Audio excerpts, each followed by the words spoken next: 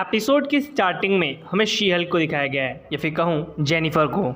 यहाँ पे जेनिफर अपनी कॉलीग से बात करती है एंड वो ये कह रही होती है कि वो जल्द से जल्द पहुँच जाएगी अब कोर्ट के अंदर।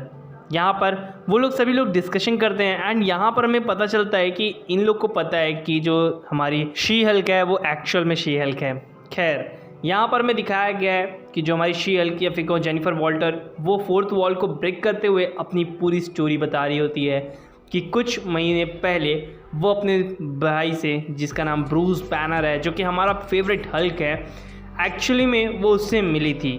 एंड यहाँ पर वो लोग कार ड्राइव कर रहे थे, तभी इनके सामने एक स्पेसशिप आती है जो कि सकार प्लैनेट से होता है एंड इसकी वजह से इनकी गाड़ी जो होती है डिसबैलेंस हो जाती है और इन लोग की गाड़ी का एक काफ़ी बड़ा एक्सीडेंट हो जाता है। पर में एक्सीडेंट जो दिखाया गया है वो दिन में होता है, जहाँ पे जेनिफर वॉल्टर के हाथ में भी काफ़ी गहरा चोट आया होता है। तो वो कैसे भी करके ब्रूस बैनर को बाहर निकालने की कोशिश करती है एंड लेकिन ब्रूस बैनर का कुछ ब्लड या फिर कुछ ड्रॉप जो होते हैं ब्लड के, वो उसके उसी घाव के अंदर चले जाते हैं, जिसकी वजह से जेनिफर वॉल्टर भी चेंज होने लगती है शी हल्क में। एंड फर्स्ट अपीयरेंस हमें यहाँ पे देखने को मिलता है शी हल्क का एंड यहाँ पे हल्क भी या फिर ब्रूस बैनर भी हल्क में चेंज हो जाता है। लेकिन ये चीज़ हमें दिखाई नहीं गई है एंड जेनिफर वॉल्टर भागती है जंगल में एंड रात हो जाती है। जब वो वापस से उठती है तो वो अपने आप को शी हल्क में ना पाकर जेनिफर वॉल्टर वाले रूप में पाती है एंड उसे समझ में नहीं आता कि वो यहाँ पर कैसे पहुँची।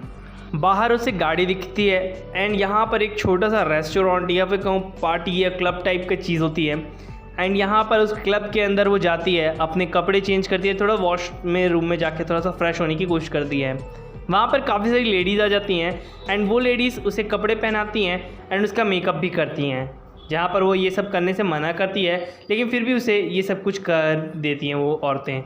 जिसके बाद वो अपने भाई को कॉल भी करती है लेकिन कॉल शायद लग नहीं पाता, क्योंकि कॉल वाले सीन में हमें दिखाया ही नहीं गया कि उसे कॉल लगा या नहीं, तो मे भी हो सकता है लग भी गया हो। खैर यहाँ पर वो उसकी क्लब के बाहर वेट कर रही होती है, तभी 2-3 लौंडे लपाटे जो कि ठगी होते हैं तो वहाँ पर वो आ जाते हैं एंड हमारी जो जेनिफर होती है उसे परेशान करने लगते हैं। तो जेनिफर वापस से टर्न ऑन हो जाती है शी हल्क में एंड हल्क उसे वहाँ से लेकर जाता है। एंड यहाँ पर मैं दिखाया गया शी हल्क को, जो कि अभी फ़िलहाल जेनिफर वॉल्टर है एंड वो अभी सो रही होती है एंड वो जब उठती है तो वो बाहर देखने की कोशिश करती है कि बाहर ये किसके घर पे वो एक्चुअल में है। तो यहाँ से वो जाती है एक काफ़ी बड़े लैब के अंदर एंड उस लैब में पता चलता है कि वो ब्रूस बैनर का लैब है एंड ब्रूस वापस से हल्क बन चुका है, जो कि स्मार्ट हल्क है। एंड हम फाइनली यहाँ पर पूछती है जेनिफर कि वह है कहाँ पर, जिस पर ब्रूस बताता है कि एक्चुअल में वो भी मैक्सिको में है एंड यहाँ पर वो लोग एक दूसरे से बातें करते हैं एंड यहाँ पर जेनिफर को पता चलता है कि एक्चुअली में वो अब चेंज हो चुकी है, ना कि वो जेनिफर रह चुकी है, अब वो बन चुकी है शी हल्क। फ़िलहाल वो अभी अपने उस शी हल्क वाले पर्सोना में नहीं है, वो एक्चुअल में अभी अपने जेनिफर वाले फॉर्म में है। तो यहाँ पर उसे कुछ चीज़ें और भी पता चलती हैं कि यहाँ पर वो उसे अब जाने नहीं देना चाहता हल्क या फिर कहूँ ब्रूस बैनर, जिससे वो इसके इलाज को ठीक कर सके। एंड ये भी बताता है कि हमारे ब्लड में ही कुछ ऐसे एरर्स हैं शायद से, जो कि गामा रेडिएशंस को या फिर गामा रेडिएशन को झेल जाते हैं, नहीं तो बाकी जो और ब्लड्स हैं उनका ब्लड जो होता है वो जल जाता है, जो भी नॉर्मल ह्यूमन्स होते हैं, लेकिन हमारे ब्लड में ऐसा कुछ अलग है। शायद इसीलिए हमारे ब्लड्स इन सभी गामा रेडिएशंस को झेल पाते हैं। एंड यहाँ पर वो बताता है कि तुम्हें मेरे साथ रुकना होगा एंड यहाँ वो और भी चीज़ें पूछती है कि उसे कितने साल तक। यहाँ पर पता चलता है कि वो तकरीबन 15 साल उसे रोकना चाहता है यहाँ पे, क्योंकि उसके पर्सोना कभी भी चेंज होने पर या फिर इमोशंस के साथ चेंज होने पर काफ़ी ज़्यादा ब्रूटली हो सकते हैं किसी के लिए भी। तो यहाँ पर वो उसे सारी बातें बताता है एंड यहाँ पर उसे रिलैक्स करने के लिए खाने भी देता है, जिससे वो खाना खाते खाते रिलैक्स होकर वो ये बातें सुने, जिससे ये पता चल सके कि उसके इमोशंस कितने ज़्यादा हार्ड हैं कि कहीं आसपास के लोगों को वो नुकसान तो नहीं पहुंचा पा रही है। अगर ऐसा हुआ तो उसे यहाँ पर रुकना होगा, ये सब कुछ सीखना होगा।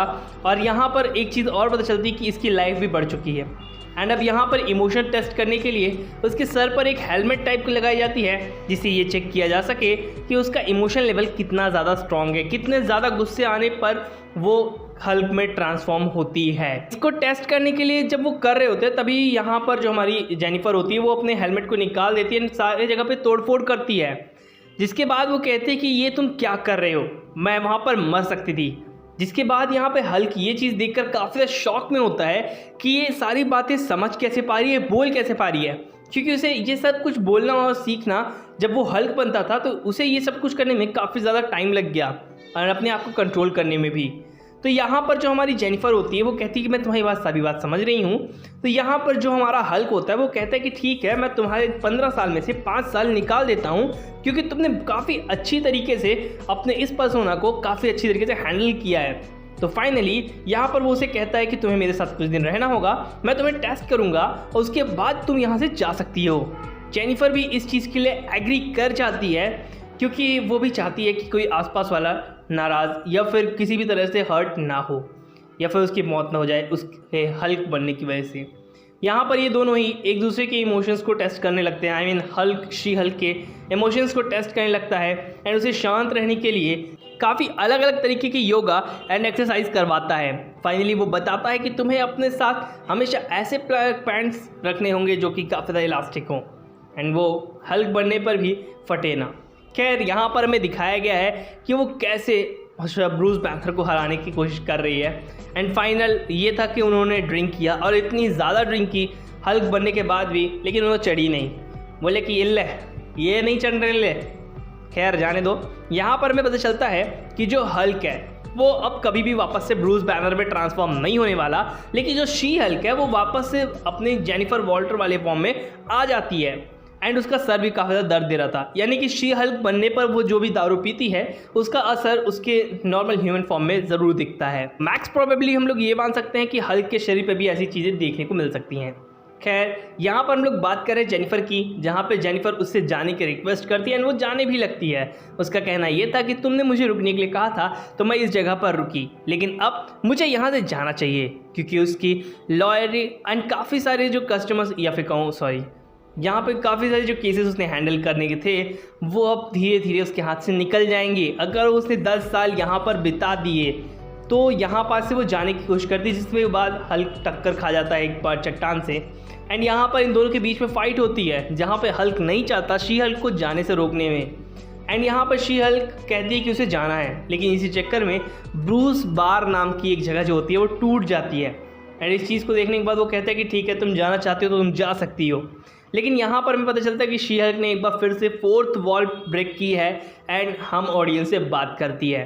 एंड एक चीज़ और, यहाँ पर वो जब वॉल को ब्रेक करती है तो ये फर्स्ट टाइम था जब उसने वॉल को ब्रेक किया था स्टोरी टेलिंग से पहले। एंड यहाँ पर ये दोनों भाई बहन एग्री हो जाते हैं एंड यहाँ पर हमें दिखाया गया है कि शी हल्क उस जगह से चली आती है एंड वो कहती है कि अब तक उसका फैसला बिल्कुल सही था, वो शी हल्क में ट्रांसफॉर्म नहीं हुई एंड इस चीज़ पर उसे गर्व है। एंड ये कहते हुए वो वहाँ से जाने लगती है। यानी कि उसे पता चल चुका है कि 4th वॉल से ब्रेक करने के बाद वो ऑडियंस से बात कर सकती है, बी लाइक डेडपूल।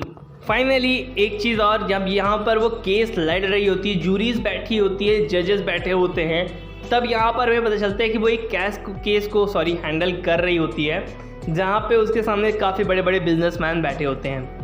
एंड यहाँ पे जेनिफर उनके खिलाफ केस फाइल कर चुकी होती है, फिर लड़ रही होती है। तो यहाँ पर हमें पता चलता है कि जो केसेस ये लोग फाइल कर रहे हैं या लड़ रहे हैं, उसी दौरान वहाँ पर एक काफ़ी बड़ा अटैक होता है एक अननोन एंटिटी के थ्रू। एंड ये अननोन एंटिटी पता नहीं कहाँ से आ जाती है एंड उसे क्या चाहिए था या कौन चाहिए था ये भी हमें नहीं पता चलता। बस हमें इतना दिखाया जाता है कि इसके सभी दोस्त उसे शी हल्क बनने में मदद करते हैं एंड उसके शूज़ भी उतार लिए जाते हैं, क्योंकि अगर वो शी हल्क बनी तो उसके जूते भी फट सकते हैं। वापस से वो शी हल्क बनती है एंड वहाँ पर वो जो विलन आई होती है लड़की, उसे पीट दिया जाता है एंड उसको पुलिस के द्वारा पकड़ लिया जाता है।